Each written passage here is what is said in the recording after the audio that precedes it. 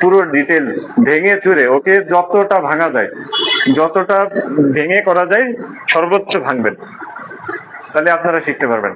আর যদি আপনারা ডাইরেক্ট করে অভ্যস্ত হন তাহলে কিন্তু অঙ্ক 135 এটার মান বের করেন, যে এর মান কত হবে।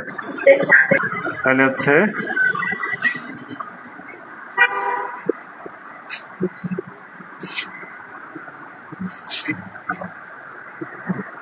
এই বোর্ডে দেখার দরকার নেই, আপনারা নিজের মতো করে প্র্যাকটিস করেন।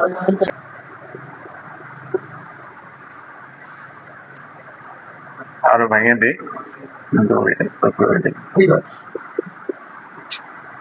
উত্তর কত? তাহলে এত বড় অঙ্ক করে দিয়ে উত্তর আসলে হবে? তাহলে কোনো হলো? এত কষ্ট করে আমি এত ভেঙে চুরি অঙ্ক করতেছি।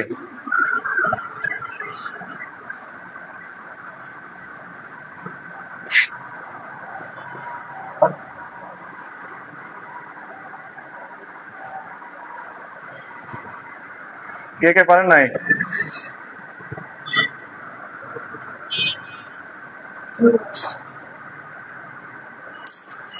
এবার দেখেন কে কোথায় বোঝেন নেই। পুরো ডিটেলস ভেঙে চুরে ওকে যতটা ভাঙা যায়, যতটা ভেঙে করা যায় সর্বোচ্চ ভাঙবেন, তাহলে আপনারা শিখতে পারবেন। আর যদি আপনারা ডাইরেক্ট করে অভ্যস্ত হন তাহলে কিন্তু অঙ্ক শিখতে পারবেন না। একটা হচ্ছে আমাদের জোড়ায় জোড়ায় আছে কিনা এইভাবে বের করা। জোড়ায় জোড়ায় যদি অঙ্কগুলো থাকে তাহলে হচ্ছে আমাদের জোড়া থাকলে জোড়া থেকে একটি অঙ্ক আমরা নিতে পারবো, ঠিক আছে। তাহলে 60কে ভাঙলে 4 15 60, ঠিক আছে, এটা বুঝতে হবে। আবার ভাঙা যায় কত? 5 12 60। আমরা যদি এটা জিনিসটা আরেকটু বুঝাই, 5 × 12, 5 দিয়ে যদি আমি 5 12 60 এই মানটা নিলে তো আমি এই যে এই পর্যন্ত আসলাম, এই যে এইভাবে তো আমি ভাঙতে পারবো না, ঠিক আছে। এই কারণে আমার বুঝতে হবে যে কোন মানটা নিতে হবে। আর এই অঙ্কগুলো হচ্ছে প্র্যাকটিস, আপনি প্র্যাকটিস করলে বুঝে যাবেন, ঠিক আছে। তাহলে আমরা ভাঙলাম, এরপর 15 যা আছে তাই। এবার 15 10 15 কত?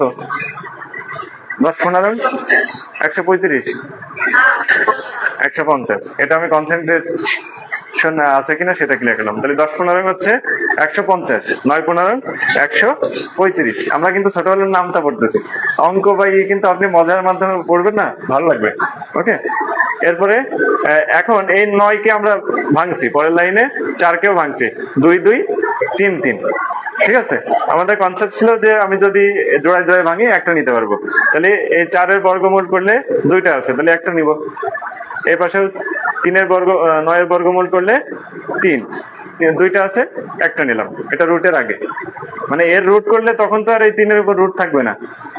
এখানে যদি 9 থাকতো তাহলে নাই রুট থাকতো। আর যেহেতু 15কে আমি ভাঙতে পারতেছি না, এই কারণে 15-এর উপর রুট, ঠিক আছে।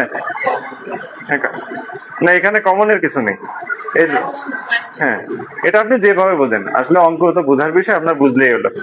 এরপরে আমরা এই রুট 15, এখানে 2টা আছে, এখানে একটা আছে, 3টা, তাহলে বিয়োগ করলে 0। ওকে।